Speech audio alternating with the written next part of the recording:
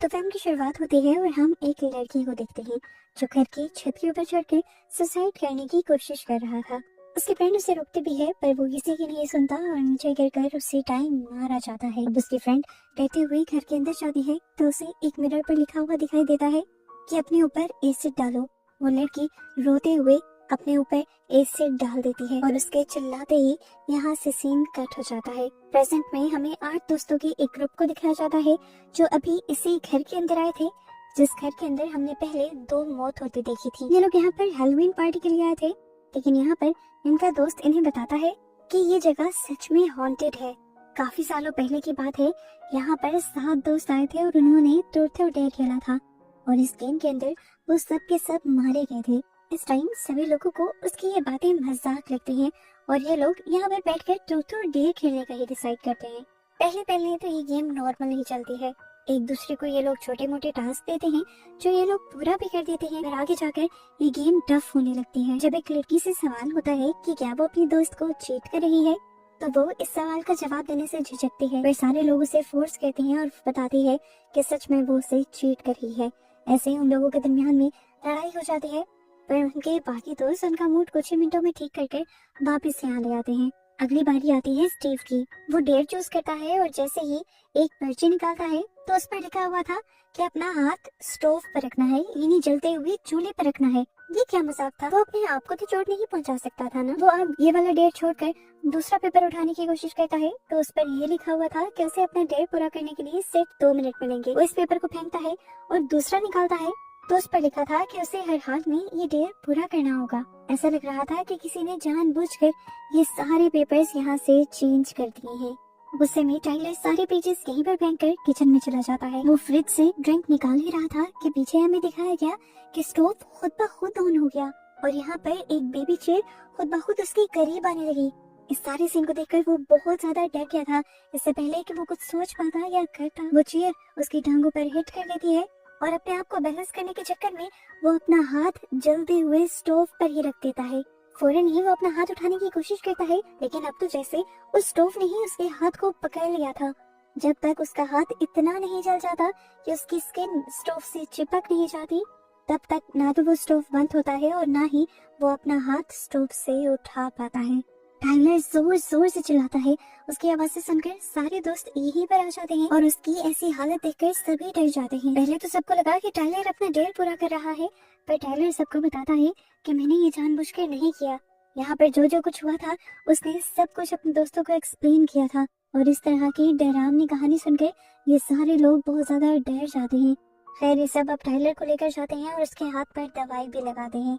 सभी सोच रहे थे कि क्या टाइलर के साथ जो कुछ हुआ वो किसी और एंटिटी, किसी और क्रिएचर का किया धरा था या फिर वो सब होना टाइलर का वहम ही था। अभी ये लोग इन्हीं बातों में उलझे ही हुए थे कि अचानक बिना किसी के ऑन किए यहाँ का टीवी ऑन हो जाता है, जहाँ से एक डरावनी आवाज इन्हें बताती है कि वो अपनी गेम को छोड़ नहीं सकते। इस ट्रुथ और डेयर की गेम के 3 राउंड्स होंगे जिसे इन सब ने हर हाल में 48 घंटे के अंदर अंदर पूरा करना होगा, नहीं तो इनकी जान चली जाएगी।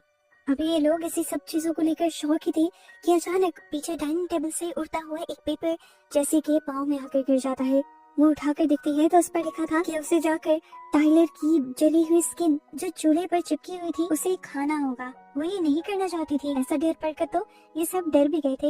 ये लोग फौरन यहाँ से जाने का फैसला करते हैं और इसी दौरान उसके डेयर के 2 मिनट्स पूरे हो जाते हैं। टीवी पर काउंटडाउन चलने लगता है और इन लोगों के दरमियान में अफरा तफरी मच जाती है।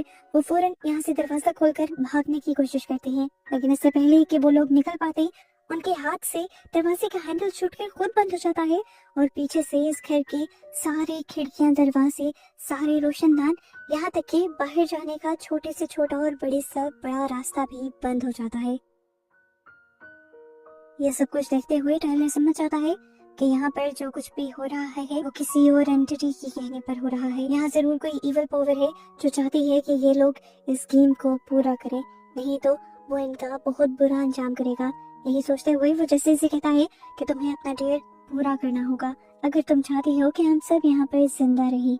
मुश्किल से ये सब लोग जैसे को मनाते हुए जैसे को किचन के अंदर लेकर जाते हैं तो उन सबके किचन में जाते ही स्टोव खुद ही उनकी तरफ मुड़ जाता है, जैसे स्टोव खुद भी जैसे का डेयर पूरा करने में उसकी मदद कर रहा हो। जैसी बहुत हिम्मत बांधती है और वहाँ से एक छोटा सा स्किन का टुकड़ा उठाकर खा लेती है। ये सब उसने बहुत मुश्किल से किया था।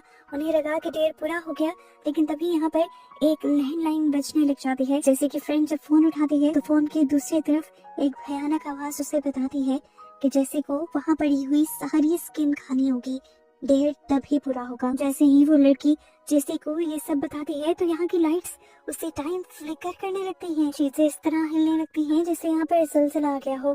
सब लोग बहुत ज्यादा डर जाते हैं और जैसे को फोर्स करते हैं उसका डेयर कंप्लीट करने के लिए। जैसे तैसे करके जैसे वो सारी स्किन खाती है और उसके बाद फूट फूट कर रोने लग जाते हैं। उसके दोस्त यहाँ पर भी उसे सहारा देते हैं और अब ये सब लोग फैसला करते हैं कि इससे पहले इन्हें कोई दूसरा डेयर मिले, इन सबको यहाँ से भाग जाना चाहिए। पर यहाँ के सभी दरवाजे खिड़कियाँ अभी भी बंद थे। यहाँ से निकलने का ये लोग कोई दूसरा रास्ता भी सोच रहे थे कि पीछे से इन्हें पियानो के बजने की आवाज आई। डर कर सभी लोगों ने पियानो की तरफ देखा। वहाँ पर लाल रंग से कुछ लिखा हुआ था।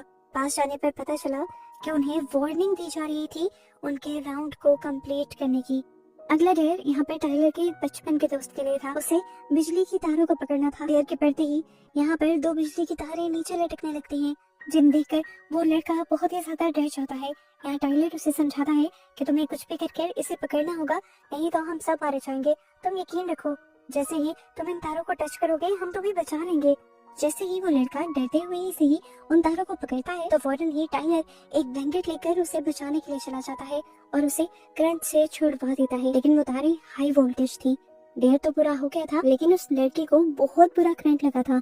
इतना कि पहले तो वो बेहोश हो गया और फिर उसके मुंह से झाग निकलने लगा। ये सब डर गए, कहीं इनका दोस्त मर तो नहीं गया।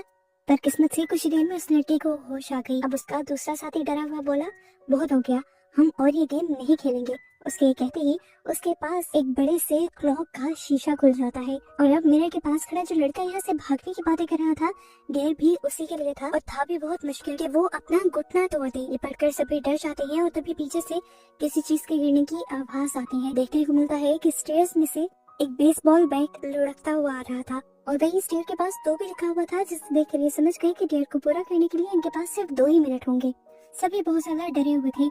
1 मिनट गुजर गया था। लाइट्स यहाँ पर फ्लिकर करने लगी, जिसका मतलब था कि खतरा बढ़ने वाला है और इनका टाइम खत्म होने वाला है। एक लड़की हिम्मत करती है और वो बेसबॉल बैट उठाकर उस लड़की की टांग पर मारती है, पर इससे चोट तो लगती है लेकिन घुटना नहीं टूटता। यहाँ की हालत और भी ज्यादा खराब होने लगती है। पहले की तरह इस घर में और भी डरावनी चीजें होने लग जाती है और इन सारी चीजों से डर कर वो दूसरा साथी वो बैठ लेता है और जोर से उस लड़के के घुटने पर मारता है और अब फाइनली उसका घुटना टूट जाता है। उसे बहुत दर्द हो रहा था, वो बहुत जोर से चिल्लाया पर कोई कुछ नहीं कर सकता था। अब ये सब देखते हुए एक लड़की बहुत ज्यादा घबरा रही थी। उसने फैसला कर लिया था वो किसी भी हाल में इस घर से बाहर जाएगी। उसके इस तरह से रिएक्ट करने पर, गेम से छोड़कर जाने पर पहले की तरह ही ये गेम अब उसके लिए मुश्किल हो जाती है। ऊपर से बहुत सारी पर्चियां गिरती हैं जिसमें अब उसके लिए एक टास्क था, उसे सच बोलना था। सवाल था उसके लिए कि क्या वो ड्रग एडिक्ट है। वो जवाब देती है नहीं, पर तभी यहाँ पर किसी चीज के खुरचने की आवाज आती है। ये लोग पीछे मुड़कर देखते हैं तो एक दरवाजे पर लायर लिखा हुआ आ जाता है, जिसका मतलब था कि ये लड़की झूठ बोल रही है। उसके दोस्त दोबारा उससे पूछते हैं कि क्या तुम ड्रग एडिक्ट हो। इस बार भी वो ना भी जवाब देती है तो अब उसके मोबाइल पर मैसेज आता है जहाँ पर लिखा हुआ था कि तुम झूठी हो और अब तुम्हें मरना पड़ेगा। अचानक से उसका हाथ जिस दरवाजे पर था वो दरवाजा खुल जाता है। ये मेन डोर था। उसने शुक्र मनाया और वो यहाँ से बाहर चली गई। उसे लगा कि वो आजाद हो गई है, पर उसी पल उसी दरवाजे से एक उड़ता हुआ स्पेयर यानी नेज़ी की तरह कोई चीज आकर उसके पेट के आर पार हो गई और उसकी वहीं पर मौत हो गई। ये सब लोग अब बहुत ही ज्यादा डर जाते हैं। फिर सीन यहाँ से कट होता है और हमें हॉस्पिटल का सीन दिखाया जाता है। अब ये सब लोग हॉस्पिटल में थे और क्योंकि ये लोग बुरी तरह जख्मी थे और वहाँ पर एक लड़की मरी भी थी तो पुलिस इस सब में इन्वॉल्व हो जाती है। ये सब लोग बताने की कोशिश करते हैं कि हमने उस लड़की का मर्डर नहीं किया, वो तो हमारी ही दोस्त थी। उनके साथ जो कुछ हुआ वो सब पुलिस को बता रहे थे, लेकिन पुलिस को ऐसी बातों पर कहाँ यकीन आता है। पुलिस इन्हें ही गलत समझती है और सोचती है कि जरूर इन्हीं का ये कोई गलत प्लान होगा। यहीं पर कार्टर, वो पहला दोस्त जो इन सबको यहाँ पर लेकर आया था, एडिसन उसकी सबसे ज्यादा क्लोज थी। उसे लेकर बहुत ज्यादा उदास भी था, इसीलिए वो अपने कैमरा में उसके रिकॉर्ड हुई वीडियोस देख रहा था। इस टाइम वो उसके कमरे में था। वो उसके कमरे की चीजों को भी रिकॉर्ड करना चाहता था। जैसे ही अब वो अपना कैमरा उसकी बेड की तरफ घुमाता है तो अचानक उसे बेड पर खून पड़ा दिखाई देता है। वो डर जाता है तभी उस कौन से सनी ब्लैंकेट के अंदर से एडिसन बाहर निकल आती है, जिसे देखकर वो डर जाता है। वो समझ गया था कि ये एडिसन का भूत है। वो कैमरे से आंखें हटाकर जब वहाँ पे देखता है तो वहाँ कोई भी नहीं था और दीवार पर हैंग लिखा हुआ आ रहा था। वो समझ गया कि जो गेम इन्होंने छोड़ दी थी, उस गेम ने इनका पीछा इनकी दोस्त के मरने के बाद भी नहीं छोड़ा था।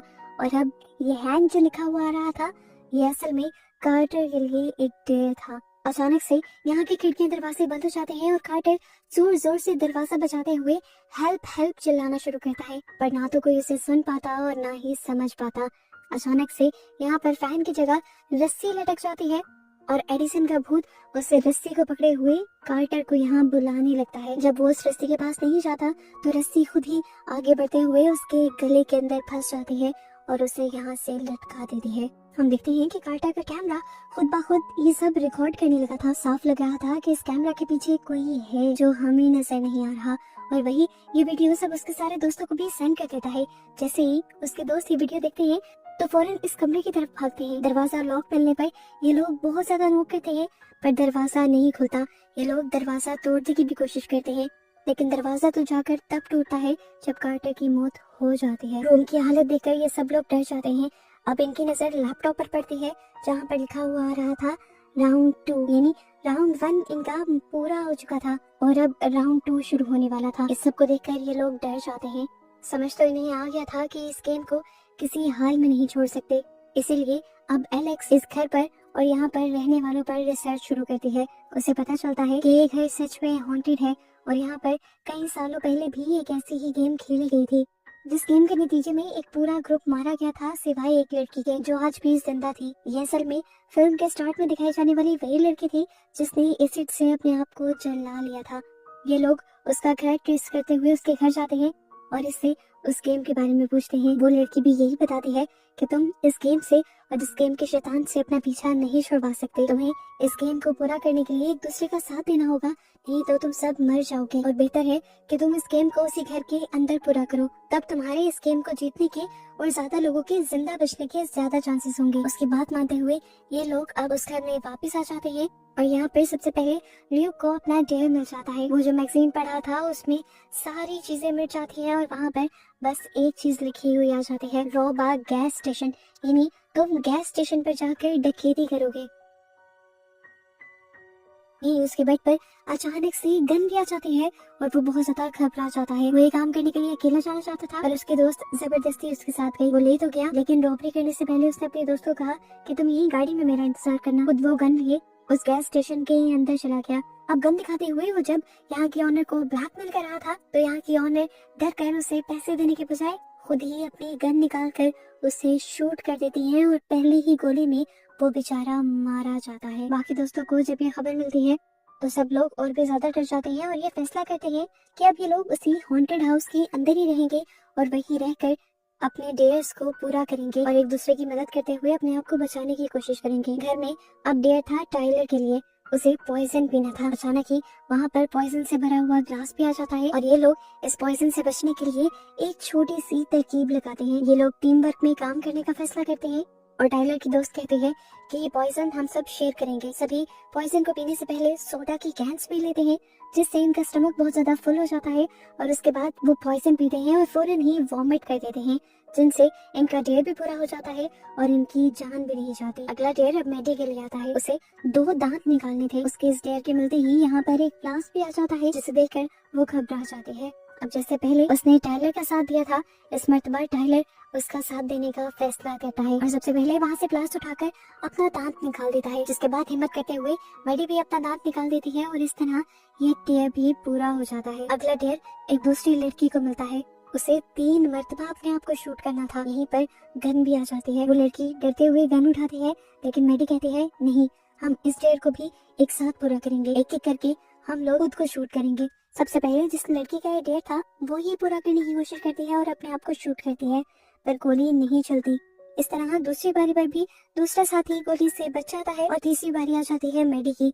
वो जानती थी कि पिछली 2 मरतबा गोली नहीं चली तो अब गोली चल जाएगी और वो मारी जाएगी। इससे पहले कि वो अपने आप को शूट कर देती, टाइलर उसके हाथ से गन छीन लेता है और अपनी गन पट्टी पर रखकर बिना कुछ सोचे अपने आप को शूट कर देता है। गोली उसके सर के आर पार हो जाती है और वो वहीं पर मारा जाता है। अब इनके ग्रुप में एक ही लड़का रह गया था जिसे एक बहुत ही खौफनाक डेयर मिलता है कि उसे अपना एक्सीडेंट एक गाड़ी से करवाना है। डेयर को पूरा करने के लिए 2 मिनट थे और बाहर तो कोई गाड़ी भी नहीं थी। उसकी दोस्त उसकी हेल्प करने का डिसाइड करती है और बाहर जाकर एक गाड़ी को स्टार्ट करने लगती है, लेकिन वो गाड़ी उससे स्टार्ट नहीं होती और डेयर का टाइम खत्म हो जाता है, जिसके बाद वो गाड़ी खुद ही चल जाती है। और जहाँ पहले बस उस लड़के की डांस जख्मी होनी थी डेयर के जरिए, अब वो गाड़ी पूरी की पूरी लड़के के ऊपर चढ़कर वो लड़का इस डेयर के दौरान मारा जाता है। बेचारी अब बस 3 लड़कियां बची थी जो रो रही थी, वो भी अब जान गई थी कि उनकी जान नहीं बचने वाली। अभी ये लोग रो ही रहे थे कि उनकी एक साथी के लिए भी डेयर आ गया। उसे नीचे बेसमेंट में जाकर अपने आप को जंजीरों से बांधना था। इन्हें तो अभी तक बेसमेंट का रास्ता भी नहीं पता था और टाइम इन्हें 2 ही मिनट का मिला था। 2 मिनट तो इन्हें बेसमेंट को ढूंढते हुए ही लग जाते हैं और इससे पहले कि वो लड़की अपने आप को जंजीरों से बांध पाती, डेयर का टाइम पूरा हो जाता है और उसे डेयर ना पूरे करने की सजा मिलती है। अचानक यहाँ पर बहुत सारे कॉकरोचेस आ जाते हैं जो उसके ऊपर हमला कर उसे मार डालते हैं। आखिर पे अब बस 2 लड़कियां रह गई थी। ये दोनों घबराई हुई थी, चाहती थी कि अब इन्हें पहले से मुश्किल डेयर मिलेगा और सच में ऐसा हुआ भी। अब की बार एलेक्स को डेयर मिला अपनी बॉडी के 7 पार्ट काटने का। ये बहुत ही भयानक डेयर था, टाइम भी कम था। उन्होंने फौरन काम करना शुरू किया। उसने अपना एक बाल तोड़ा, एक पल्प तोड़ी, एक नाखून तोड़ा, लेकिन उसके बावजूद भी अभी भी उसे 4 जिस्म के और हिस्से काटने थे। मेडी उसे कहती है तुम अपना एक कान काट दो, दूसरा कान तुम्हारे काम आ जाएगा। समझ तो एलेक्स बेचारी को कुछ आ ही नहीं रही थी, तो मेडी खुद ही पकड़कर उसका एक कान काट देती है, जिसके बाद वो बेदर्दी से उसका एक हाथ टेबल पर रखती है और उसकी एक उंगली भी काट देती है। इसके बाद भी अभी 3 बॉडी के पार्ट्स ऐसे थे जो उसे काटने थे। इसके बाद वो क्या भी काट सकते थे।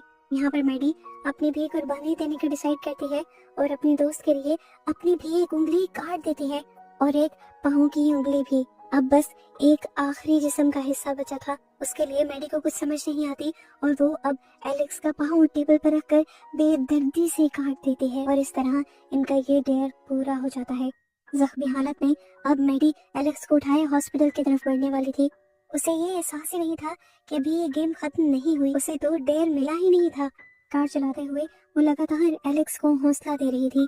तभी अचानक गाड़ी के जीपीएस पर अब उसके लिए एक डेयर आ जाता है कि एलेक्स को मार दो। एलेक्स बेचारी बहुत ज्यादा घबरा जाती है, पर वो जानती थी कि अगर मेडी ने ऐसा ना किया तो वो दोनों मर जाएंगे, तो बेहतर था ना कि उन दोनों में से कोई एक ही मरता। एलेक्स ने अपनी कुर्बानी देने का फैसला किया क्योंकि वो पहले ही बहुत ज्यादा दर्द में थी और इस दर्द से छुटकारा पाना चाहती थी। मेडी को कहती है मेडी मुझे मार दो, पर मेडी उसकी एक नहीं सुनती। यहाँ डेयर का टाइम भी पूरा होने वाला होता है और टाइम के पूरा होने से पहले ही मेडी अपना दिमाग चलाती है और अपनी कार को यहाँ एक दरख्त के अंदर क्रैश कर देती है और स्क्रीन ब्लर हो जाती है। हमें यहाँ लगा था कि दोनों ही मर गए, पर ऐसा नहीं था। ब्लैक हुई स्क्रीन में से भी हमें एक लड़की के चिल्लाने की, तड़पने की आवाज आ रही थी, जिसका मतलब था कि गेम के एंड पर एक लड़की बच ही गई थी और वो कौन थी ये दिखाया और बताया नहीं जाता और इस तरह ये इस मूवी की एंडिंग हो जाती है।